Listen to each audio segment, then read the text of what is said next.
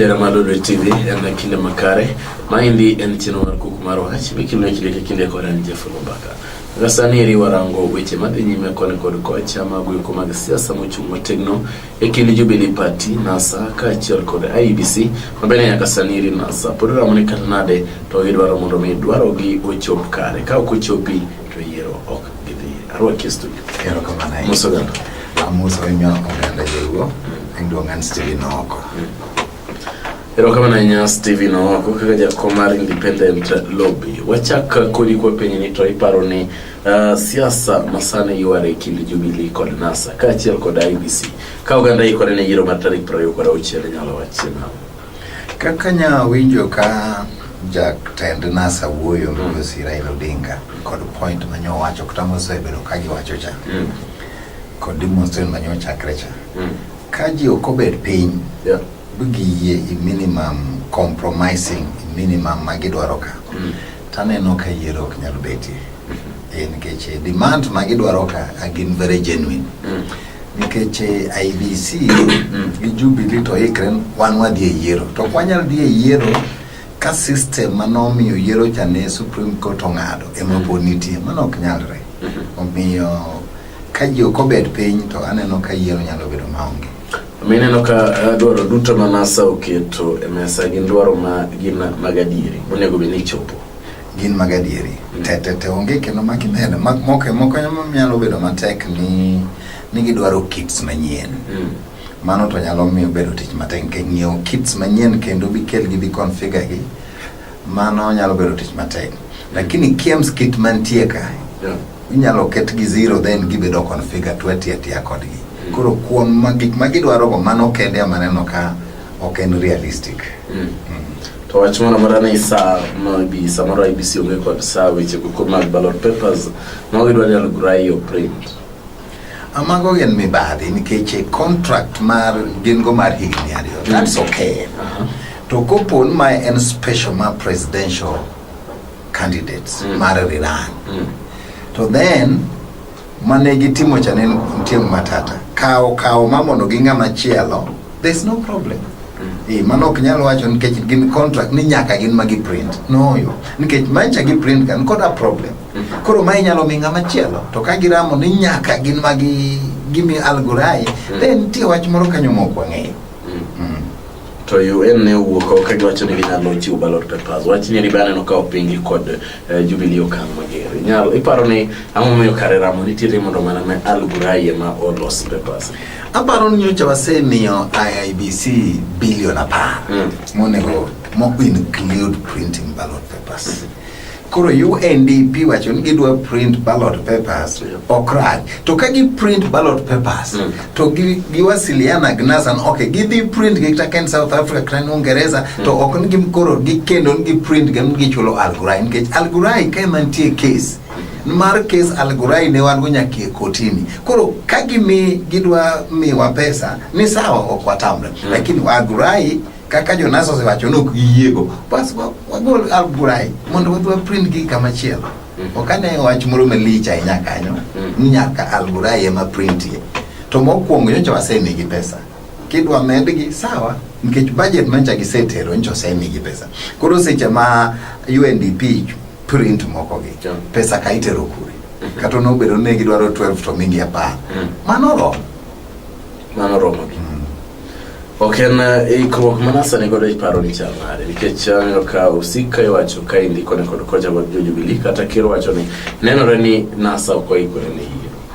amago waluongo ni political propaganda seche mitimo propaganda to kiwacho miriambo ding'eny to miriambo no bedo adiera mago ne politics wacho miriambo ding'eny tendo miriambo politics wacho ni opponent maricha kaka in luonge then kiluonge ding'eny to bedo joma pok oikre ni yiero maber gin Jubilee nikech Jubilee nyocho kwelo maka koro ket level of playing ground koro wadhi e kura maber ma onge kwelo to ok ginyal yombo koro nikech mano gin mapok ikre koro gidwa nyiso ji ni joke mapok oikre Jubilee mapok oikre nikadieri ne gi kwelo to donge kot noneno ne gikwelo nikech ka forms karibu 11,000 ok no tally forms 11,000 utimo kura karibu milioni 5 gi wiye mane nitie mibadhi. Koro mano negi kwelo tiende ombulucha kot no olo piny nikech ne ok en mar adiera. Ok no mano an maneno mano kot en mano neno nikech evidence mano teri e nyimgi. Koro gin mok pok yikre maber nikech negi kwelo. NASA koro ko yikore maber. NASA be pok oyikre maber nikech NASA ne seche giduonyo gi campaign seche giduonyo gitimo jom iluongo gi train jom iluongo ni agents mondo odhi ochung ombulu maber to ginok gitimano. Koro nyalo bedo ni dakika mugi kodong kata ndalo moko 10 kende to joma gidoro no gi ABC ka wuok aya printing bejono ke mala grai waweyo wa print kama chielo. Koro demand nyalo migi kodong ndalo matin to yudo ka pogikre. Omiyo gibe ad gipangre kopo okwadhi yiero lakini okmonwa mondo kik waikre maber. Okineka koro sani Jubilee luongo every candidate, luongo every delegate, mok Kisii, mok Mombasa, pango gi niawa, dhukonywa campaign. They were on the ground. Kendo aneno ka jotend Jubilee they always kila siku yudo ka gin maimayo gin kure giringo. To jonasa to ng'eny mne press conference. Koro jonasa be podo ko ikre. To demand magi dwaro ka inyalo migi dakika mugi to edo ka pogikre then yombo gi omiyo dai dwaro gi chak campaign gi chak keto mikakati lakini demand be giwacho magi ka okotemre to kwadhi e yiero. Te paro nade ka dipone mago ko chop ka demands magi keto wiko to ok gidhi ne gawacho ni ok gidhi e yiero ne gidhi boycott ne gawacho ni yiero ok bibet ma ok paro ni ma indi nyalo timore e machalo gima bro timore ni ya yiero bro beti to kuonde moko mag stronghold mag NASA kaka Nyanza maybe Kitui kucha to kama koro gibro kon jogi mondo boycott to seche madhano boycott to ing'e jowa tenen kata indika kata IBC ko keto ne dhano dhigo kura to izuwie mondo dhano kitimango dhigo kura kanyo kata ka police inter then tikiro rasha koro yiero to bro beti abeta ibro keto facility in the press lakini stronghold mag NASA madhano bro timre na ok biro dhi yiero.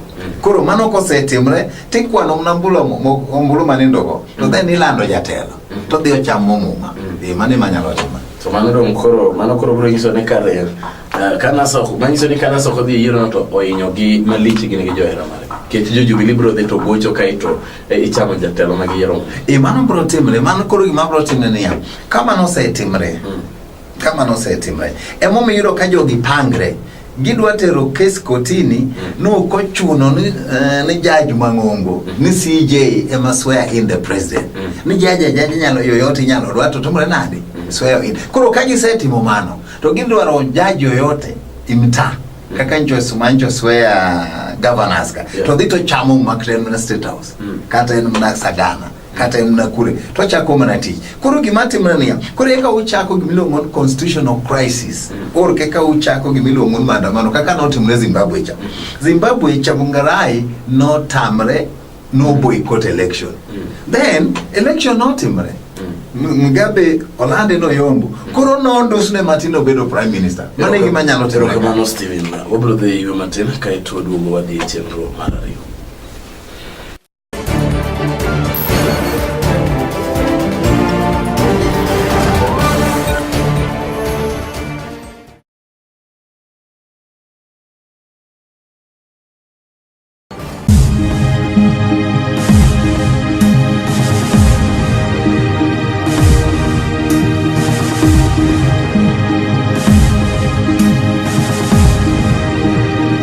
Kwa duogo thuolo mar ariyo ma indi chero mar Kuku mar Wach kod Anje Oloo Mbaka chielo ga chielo ntiere kod jakom mar independent lobby mano Steven Owoko ma bende wawacho godo kata walaro e paro karo kod weche gweko mamoko koni kod kocha magweko magira chakaro ki studio ero kana nya Steve wacho ne ka diponi NASA ok odhi e yiero to Jubilee bro dhi nyime kendo yiero ma wabere kod jatend piny wacho ma indi koro bro nyiso nang'o ka mano bro nyiso niya gima bro tim na ka koseyier bo chamo muma koro wachako donjo ne wadhi e kotini ni wadhi high court kata supreme court wachone ni serikande is not legitimate mano nyalo mar ariyo iluongo ni public demonstration to seche ma public osechako demonstration gima timre ga international community luongo ut wacho niya for Mura coalition government that's the only way out nikech kosechamo muma to kaka dugo le bedo matek. Yeah. To masani aneno ka grube pogore mag ute lamo moloyo kotenegi kod jo Catholic dwaro ni mondo Kenyatta kosdo dinga obed piny mondo mi giwuogi winjre ni to gina momo dwaro ni piny mar Kenya. Iparo ni twak ma kama indiko bet to solution mane ma ginyalo biro godo kaka Odinga kod Kenyatta. Na wacho chiemo kae kendo na wacho kte KBC ni gima koro duong en Odinga gi Kenyatta gibed jariyo kagi onge supporters magi to rengo gibedie kata kuria gi jariyo kende then gibed ga arbitrator ka owango Owoko gi kagi hero Kenya die to wanyalo kod solution nikech gima timre ni ha gik madano miywaroge gin gik moko mabere open to en nani kwa bedo jadiera nikech nasa wacho na wadwa dhi yiero kwa tamre lakini losuru ode nikech ode ni nyocha ntie mibadhi mano very simple mano bet kata en Jubilee do wacho the same omiyo ka gibet giwuoyo jariyo wanyalo bedo gi duoko nikech waparo kata chon during coalition kane koro supporters mag Migosi Raila gi Kibaki ni yuare to no kaw gi jariyo boter gi Sagana ka giwuok Sagana ne giduogo duoko koro mano nyalo timo koro ka gibet to en duoko machalo nade ma inyalo gima timre ni ya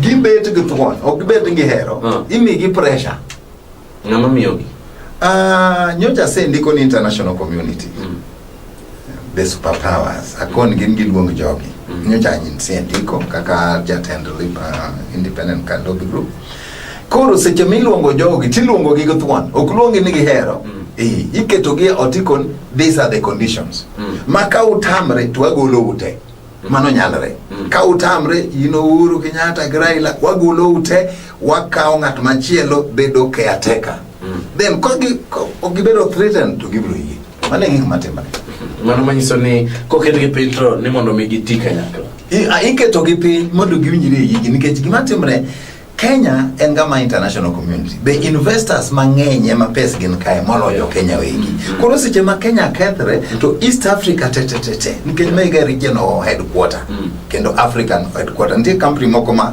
headquarter gi ma African Kenya kae koro seche ma jariyo ge madwa kelo chandruok to jogo biro to luongo gi kendo keto gi piny githuon go pressure to kagi tamre tikon these are the consequences koro mano kendo ginyalo yie to da kosero kama otimore pinje mamoko machalo kata Zimbabwe gi ma Mugabe osebile jatend piny owacho mathoth waneno kata Uganda Museveni kacha chande BCJ ineno kaka itimo kinde ka kinde sani ne giloko chik mar age limit ang'o miyo pok jok miwacho ni international community gi odhi e pinje gi piny ka piny kon influence mare influence mare nitie koro Kenya influence mar Kenya in this region and the world as a whole ngongo kabisa omiyo Kenya kinyali yieni mondo okethre kaka pinje ma Zimbabwe go Burundi oginyali yie mano kinyal timre nikech the role ma Kenya play in this region and international community manegi mondo umi to koro ine kaka jakomar independent lobby paro nade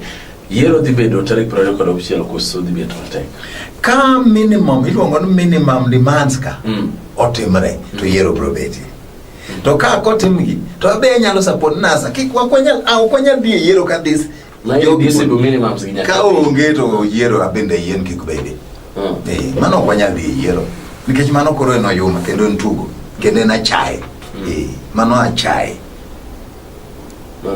mana chai to chung mar jomo moko mabende no chung ki pogo Migosi Odinga kod Migosi Kenyatta madwa ni mondo miyo chako chung joko ne chung e laro kom kiri ni paro nade no gima timre okay gin kod hakin keche kiwoyo ko madier no bedo nullified ne okotimre maber koro ngata inyalo yieni mondo temre mondo chung to kane yudo kura 30,000 kuom million 15 ok yudo kata 1% ibe inyalo parondo ma en tugo ang'o mi adok e ombulu koro mane ma inyal ng'ato pimre ni se pimre ipa be neno ombulu mane yun koro kane yudo kura moko bedo kata 1% nikech 1% en 150 koro idok timango koro kura moko gitidi yudo kura omiyo kanyo ni yawa be na temo aneno kuma jo Kenya keta we uru jogi thuondigi ariyogi odhi nyime mane kaka nyalo wach ka ena to chenro machaki kod nasa mar mass action mar temo golo ko jotelo moko mag IBC ka bene chiel kuom gi Ezra Chiloba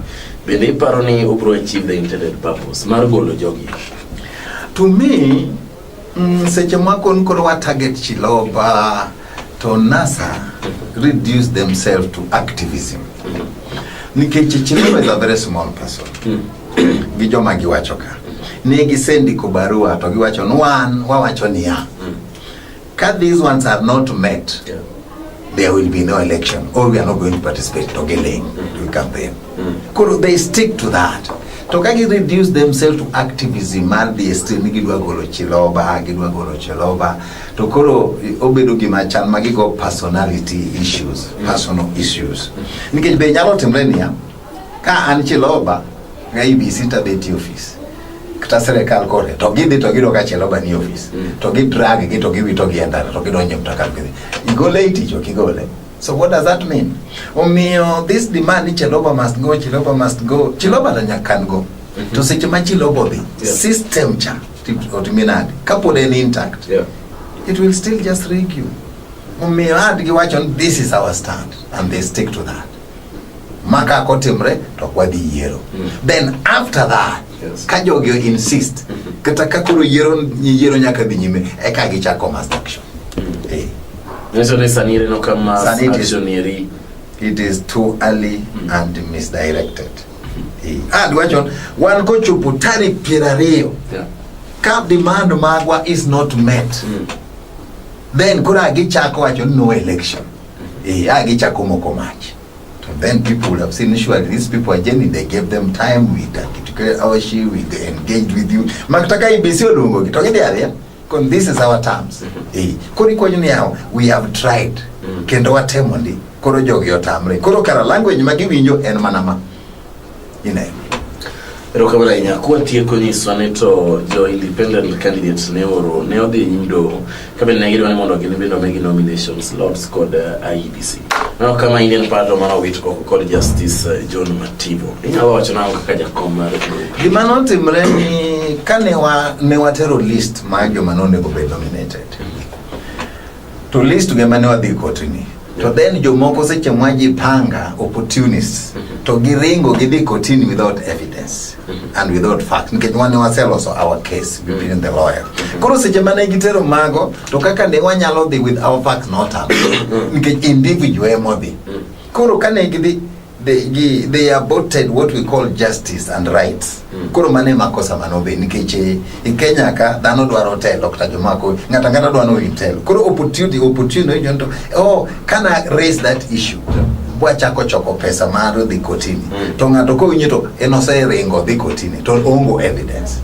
Kaka no engage IBC was not there. Engage one barua on again IBC one got ne list nyinga mane watero mawicho was stamped. Koro mage mane wadhi kotini mondo was stop. Ne wadhi mondo was stop nomination until our case is heard. And koro there kodwaro interpretation. So that was where the problem was. Koro buchu no wito. Koro buche no nikech manyo neko marwa enodhi nying lakini en na individual manodhi. Koro besa mopodu gi chenro mardi. Wan gi chenro man nikech kano wasido ko said it one kwadwa en chenro. Justice no wacho ni sani koro weche mag nomination osiro. Yes, be nominated GTO. Only mondo koro timu. No, koro wan wabro dhi dwaro nikech that's what happened. En manomi o interfere kod mane wadwa tero. Koro wan wabro dhi dwaro our rights, fundamental rights. Nto wacho nango mondo kutaka koro kwa bedo nominated to the future jomabro gineka jomabro beti bro bedo nominated koro wan maro ya Steve no kuka utulo mari choba chelo kachele Steve mara lolwe wadhi nyime kod chenro machalo kama inde kinde mondo bedo koro mondo ng'e ne to enango matimore kamora mora mainti ka ukelo lweti ganja Oloo Mbaka orito.